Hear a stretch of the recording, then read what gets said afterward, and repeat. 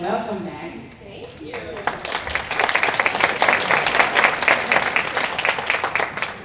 Good morning, everybody.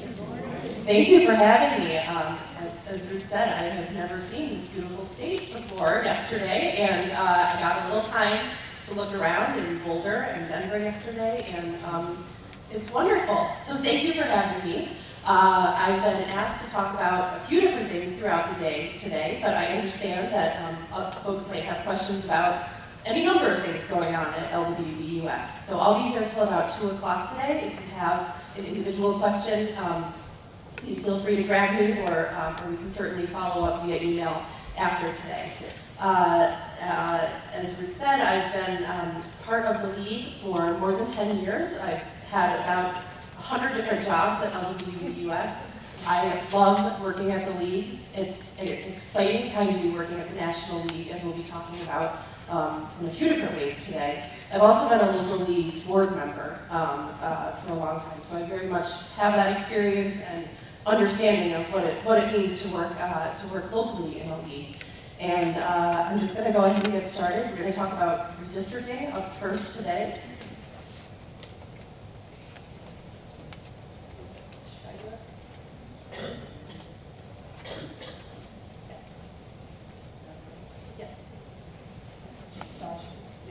I'll do it. So, who knows about the big Supreme Court decision on gerrymandering? Right, I know this crowd, right? Who's heard about the People-Powered Fair Maps campaign that LWVUS has launched? Great, a bunch of people. So that's what we're going to talk about. So clearly in June, we had a bad decision out of the Supreme Court. There were 2 cases out of North Carolina and Maryland that were taken up in a joint way by the court to tackle partisan gerrymandering. The leagues in both those states, as well as LWVUS, were involved in those cases as plaintiffs in the case of North Carolina, and as amici in the Maryland case, and we were really disappointed. We thought we might lose. The loss was pretty resounding. Essentially, the Supreme Court said that they don't have a role. Federal courts don't have a role in tackling partisan gerrymandering. It was worse than we thought it was going to be. And so we had a moment, right?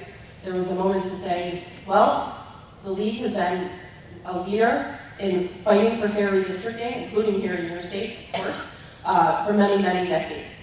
Leagues have been behind many of the reforms that have happened across the country, including in places like California and Florida, and here in Colorado, and Arizona, and too many places to count.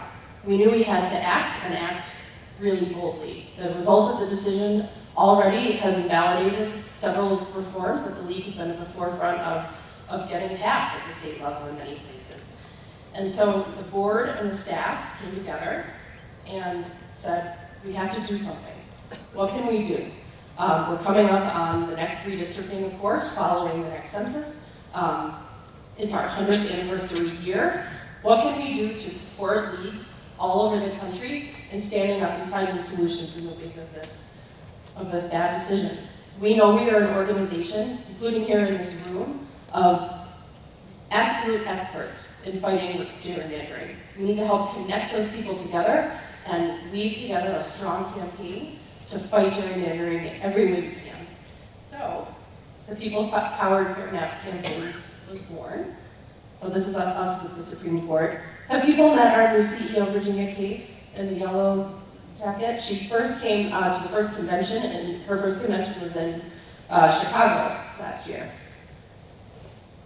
So, the campaign is, as I said, a national campaign that we are working to weave together all levels of the league into some powerful action. We want to build power in our communities, and that looks different from place to place. What we're going to do here looks very different from state to state. But obviously, every state is going through redistricting, or will be soon, and we all have a role to play in making sure voters understand what's happening and where are the entry points where they can fight for a fairer process for our communities. So we intend for this to be a multi-year, multi-million-dollar campaign through which every single state league will be receiving a grant in the coming weeks, which I'll talk about in a few minutes, as well as lots of other support from the national office and from each other. Most importantly, we want to connect league leaders to each other to be fighting whatever the fight is at each individual state level. And we're going to hopefully use this opportunity not only to build capacity in the funding area, but in many, many other aspects of our work. So there's a huge get out the vote component to this in some states where they're going to try for ballot initiatives, similar to what's happened here. There's a huge visibility and media capacity building opportunity here as leagues get out and start fighting for fairer maps across the country next year. So we're thrilled to say, and I was, as a longtime league member and staff member, we didn't know how it would go. We launched this, we had an emergency call of all state presidents in late August, and we said, in the next 2 weeks, we want every single league, state league and DC, signed on to this campaign. And it happened, which is the first time something like that has ever happened. Thank you. And I think that speaks to how much everybody at every single state, again, no matter what the reform landscape might look like, understood that this was a big moment to act. So we have every single state opted in.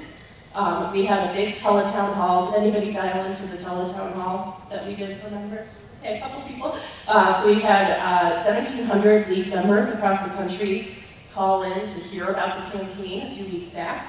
And then we publicly rolled it out a couple weeks ago, right after Labor Day, including with a big exclusive story on ABC News that has since been shared across lots and lots of platforms. So we've gotten already a big nationwide sort of media splash around this.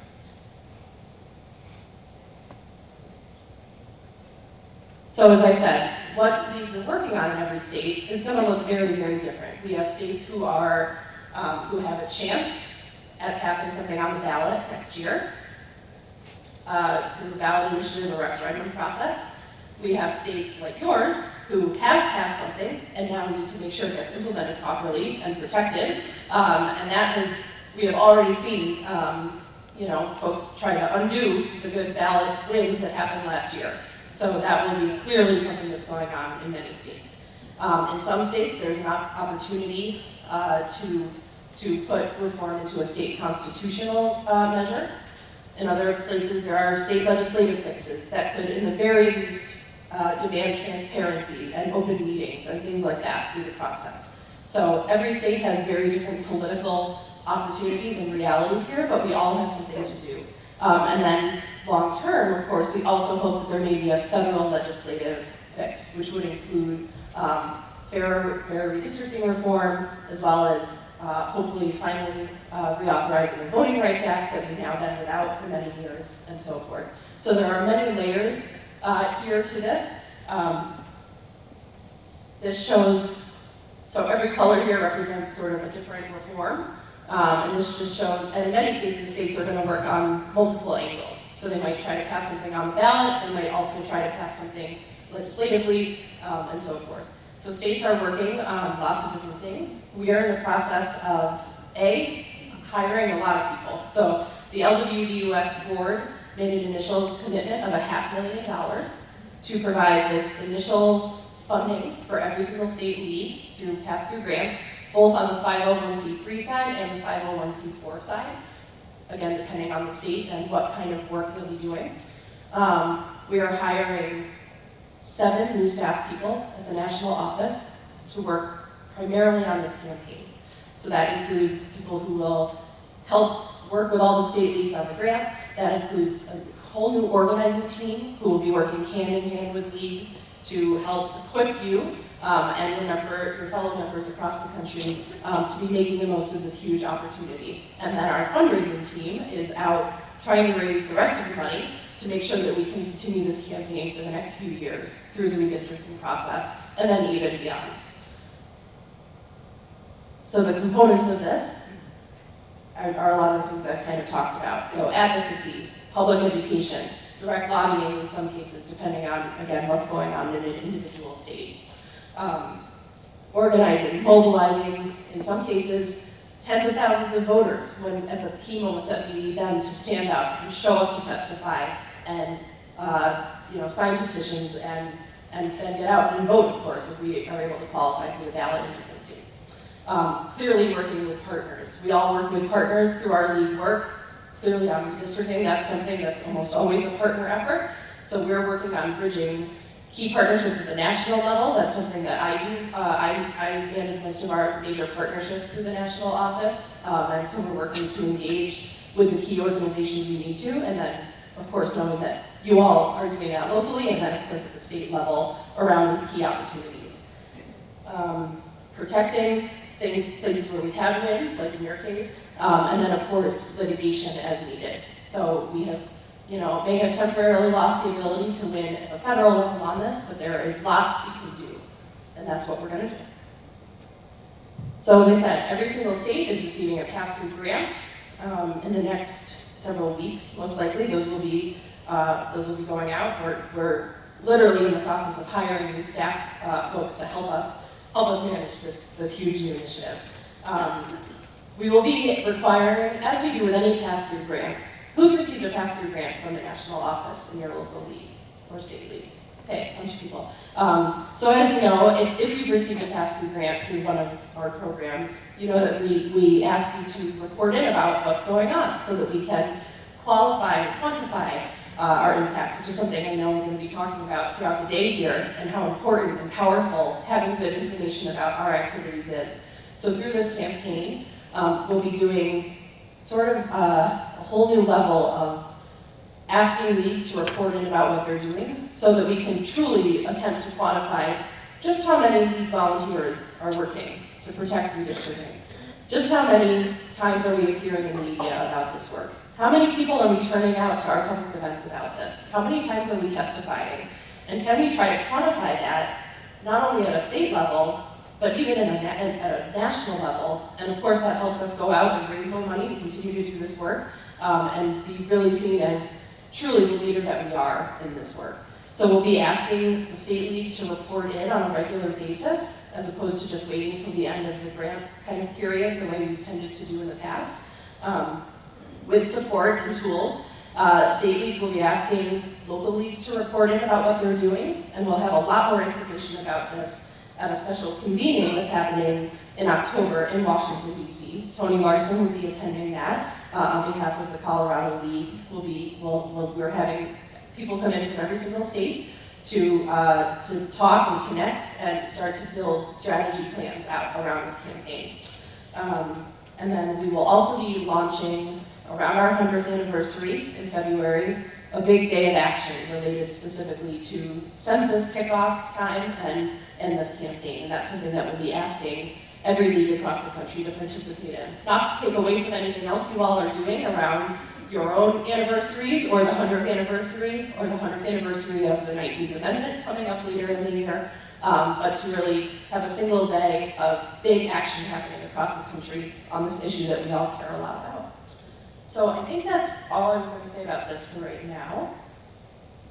Oh, no, I'm sorry. Here in Colorado, of course, Tony provided this initial information, and I'm sure she and the team will have a lot more to share. But of course, you're overseeing and protecting the amendments, those hard-fought amendments. There'll be a checklist for local leagues here in the state to ensure the commissions and staff are doing what they're supposed to do, which is a key part of implementing this, of course. And then observing the meetings in person and online, probably weighing in when things need to be improved, and then providing public comment and so forth.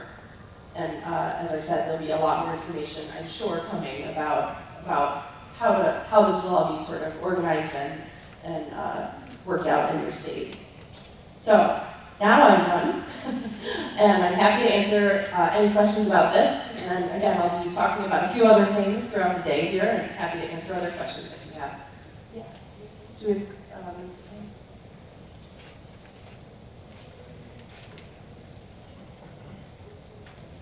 Thanks for coming. There are different ways to evaluate a redistricting map, and the popular metric used to be the efficiency gap, but in the Supreme Court decisions, the a group of mathematicians led by Moon Dusheen from Tufts University presented an alternative, more realistic method. And my understanding is that Justice Elena Kagan highlighted that method in her dissent with the hope that the lower courts would be able to reference her opinion in future cases. And is the league going to be talking about different methods of evaluating maps, and have we taken a stand on any of them? Can you talk to us about that?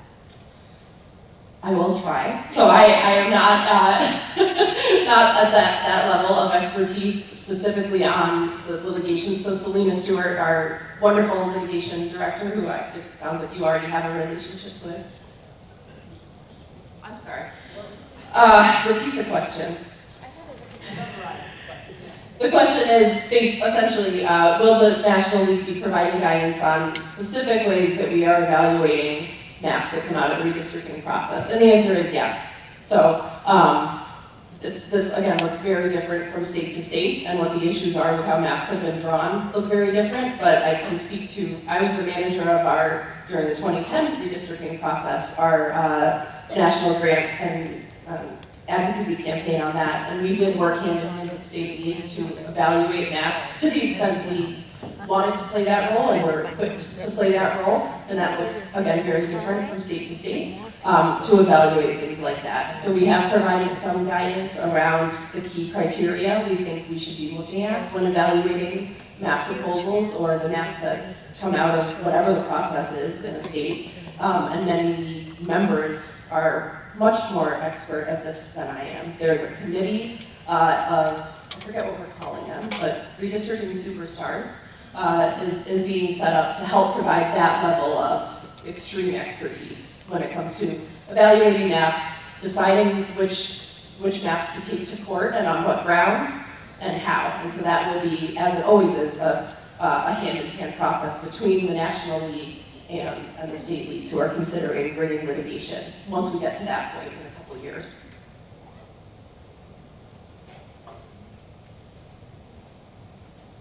Want me to go in here? Thanks again for coming, and I just wanted to note that in other countries, gerrymandering isn't, many other countries, most I think, gerrymandering isn't a problem at all, because they use proportional representation to elect a legislature that reflects the people in far better detail than you can possibly do with districts. And I dare say that there will be even leagues that disagree within themselves about which map is fairer. Absolutely. All kinds of really wonky terms. So I just wonder, is the group going to, either via grant funding or via the working group or whatever, look at other longer term, I mean, I totally support fair redistricting, I have worked on it here, but other longer term methods like proportional representation, which by the way we've now seen used, the Justice Department helped East Point, Michigan institute more proportional city council via a proportional representation method. So we can do this at the local level too, and we can be incubated. So is that level of coordination, I know we're going to have a consensus, a process next year around the league on voting methods. So are the teams working together on this thing? They certainly could, so through the program planning process, through certainly looking at what's politically possible in the long term. Obviously something like that is more of a long-term pie-in-the-sky plan, but absolutely, those things kind of writ large on voting issues is always something that we look at and evaluate and try to work toward if it seems like it's politically feasible. Sorry, the question was looking at long-term kind of whole-scale redistricting reform as opposed to these local and state-by-state reforms. Maggie, I'm referring to your map that has the different colors on it. I'm surprised about California being yellow. And also, there are states that will be working on 2 or 3 different levels, Right. correct? Right. Because we might be interested in the federal legislation as well. Yeah, so absolutely. So I will say this map was based on sort of a initial assessment that the staff did, our advocacy team, knowing what we know about opportunities and threats, as well as what state leagues told us when they opted into the campaign. So we asked every state league to sort of tell us, well, what do you think in broad strokes you'll be working on? So California is yellow in the multiple category, which means they're doing lots of things. So they're always working to make sure their independent commission is implemented properly. They also do a lot of local redistricting work there, so that may be why they're multiple, or they're hoping to do additional improvements. I'm not sure off the top of my head. So yes, so many states are working on multiple things, and it might change, right? Of course, we know this is a long process, and the opportunities that we think we have in any individual state might look very different 6 months from now. Other questions? Hi. Hi. Fort Wilson with Chatfield. Federal legislative, does that refer to things like Citizens United and dealing with the Electoral College? Are those what you're talking about, those issues? Not specifically here, but those are, of course, other issues that the league is, prioritizing across the country. Yeah, because that seems to be the big headwind. Repeat the question, sorry. The question is, does federal legislative fix, federal legislative fixes refer to things like Citizens United and